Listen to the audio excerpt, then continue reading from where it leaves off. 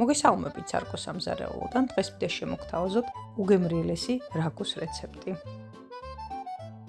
ბრაწავთ ხორცს, ვუმატებთ მარილს, ცალკე ვთუშავთ ხავსს, ნიურს, სტაფილოს, ბულგარულ წიწაკას,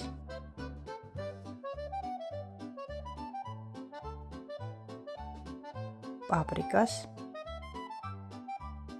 პომიდორს, აუმატებთ ტომატ პასტას, აურევთ მასას, ცოტა აჯიკას, ზეთისხილს, ბოლოს ჩავალაგებთ მობრაწულ ქათამს, დავასხავთ წყალს,